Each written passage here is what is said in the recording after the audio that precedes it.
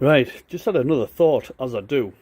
If that parking brake had have been more of a mare and was going to be difficult to source parts because something was broken, potentially it wouldn't have really mattered, because what we're trying to do to get the brakes to get sorted is fit a double master cylinder setup. So yeah, the plunger is going to basically push two master cylinder plungers for each individual rear brake.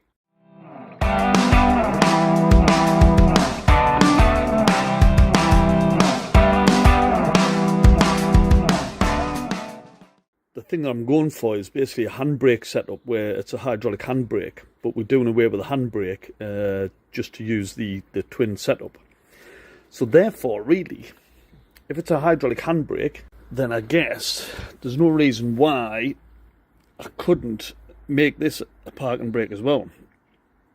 So in effect, you push the brake on, and then now something spring loaded in there where you can push it in with your ankle to stop the brake pedal coming backwards, which would then keep the brakes applied.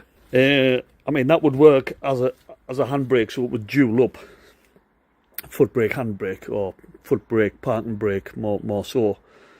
The only problem there is, for MOT, you're meant to have two independent braking systems, so you've got to have a handbrake as well as a foot brake, if you like. Yeah, but it would have been a solution to kind of at least get some sort of parking brake on in the meantime. Just a thought. Okay, so the brake seems to be spot on, so I'll just give a demonstration now. You'll see the bike pull to the side because it's just locking one wheel on, but here we go.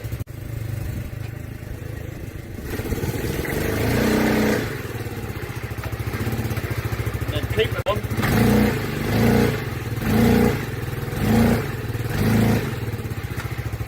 Yeah.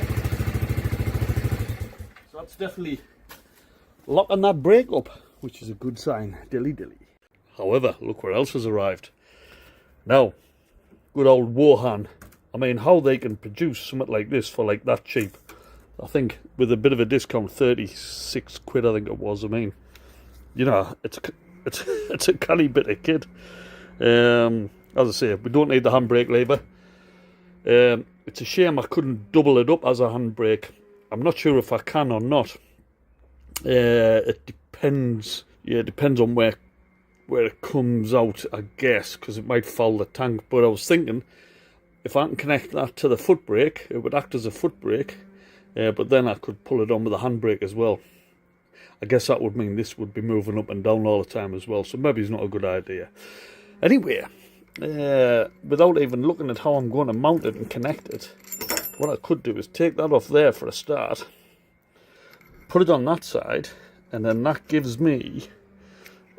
that's threaded in there, so that gives me a point where I can actually thread in to the rod that's on basically the pivot to actually push this in as the foot brake. So this could be relatively straightforward with very little adaptation needed. Yeah, the only other thing is I've got two inlets, or sorry, outlet. These are the outlets, so these will go to each caliper. I've only got one inlet though, so I need to order another one, and then basically I'll just put a T-piece in. So this is the feed from the brake reservoir, just to feed it with oil. So it just needs a T-piece on, but I'm going to have to buy another one of them. So yeah, I probably won't be able to test it, but I will be able to install it until I receive that, connect it, and then I can bleed the brakes and see if it actually works. No reason why it shouldn't.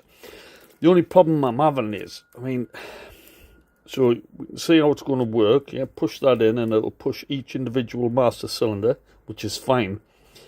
But again, it does have quite a long stroke there for now. Yeah, and when I push the brake pedal, it's not going to push that in all the way. And that's the problem I'm having. So I don't know how to amplify or make these go in further with just that movement from this side. I don't know how to increase it that side, if you know what I mean. Yeah, it's one of them. God knows, there'll be an engineering solution for it, but I just can't think what it is at the moment. But I might be able to work it out. I might have to Google it or AI it or whatever. Yeah, I don't know. If you know, let us know. Right, let's get the trike pulled up, popped up, disconnect all the stuff in there, get this fitted in, see where we at. Dilly dilly. Right, here we are. So, going to remove this, install this. Down there. What I am going to have to do is relocate the battery, which is easy enough. I'm thinking I can mount it just here on the side. It's a gel battery, so you know it doesn't matter which way it's orientated, it's not covering any plates inside. So yeah, I can reposition the battery because the thing is going to extend quite far down to here. So luckily I've got a lot of space here to be able to install this. Yeah, so let's get all this stripped out. There's a plate here, it's bolted on. Yeah, that is basically mounting the front end, so I can't obviously remove any of these bolts. Well, I can as long as I put them back in. So one of these will probably get used as one of the mounting bolts as well. Yeah, probably that one there. Anyway, let's get all this moved out the way. I think rather than cutting this down, what I will do is just remove it first, just to see if the whole body goes in, and then I'll work out what I'm doing with this, whether I cut it straight across there, maybe leave that hole there, or maybe I'll cut it down there, drill a hole and maybe fit it closer. I'll have to work that out as I go on. Right, dilly dilly.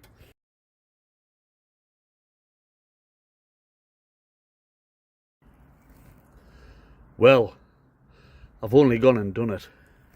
So, it's mounted in position, solid.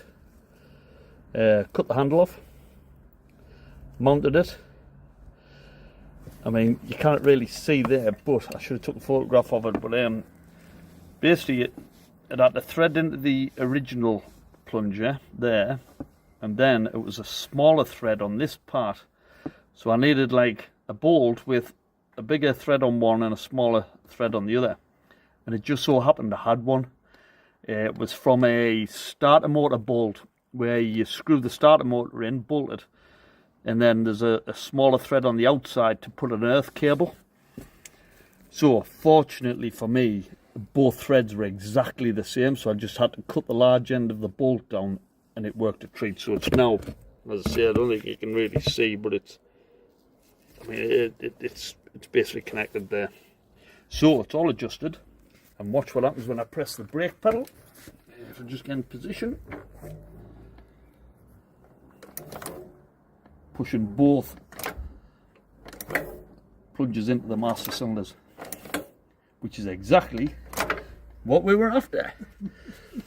So all I've got to do now is just order some feeds so we can get the brake fluid into each chamber, and some single banjos. I've got one single banjo. I think I may have another for that actually. So I'll be able to connect the brake lines up, but I won't be able to do the final test until I get these two, as I say, feeds for the brake fluid to go into.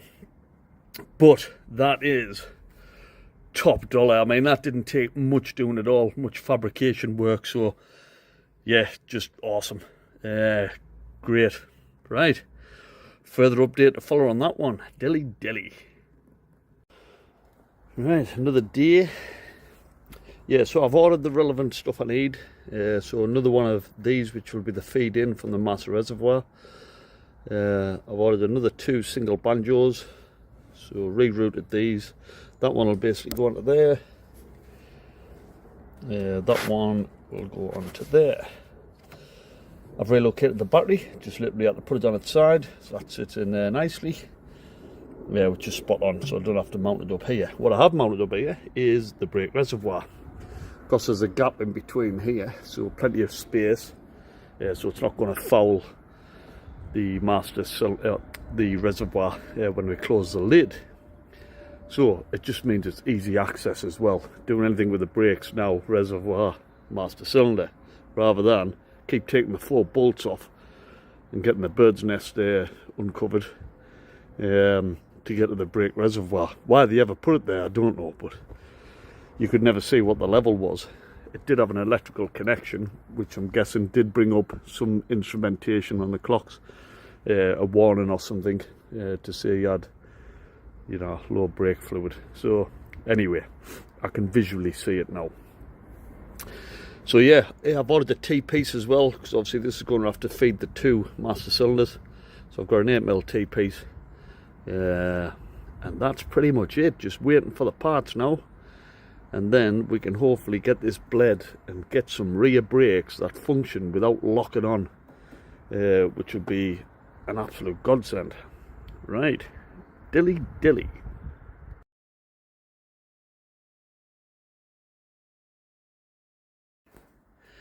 Well, been for a test ride. Again, not quite there yet. When I'm braking, I've got more braking effort on the left than the right. So I think I just need to bleed the right hand one a bit more. It should be alright. So, however, I'm going to have to ditch that for now. I'm just happy I have got brake pressure and it does slow down. It's just not as good as what it can be. But I'm confident we'll get there with that.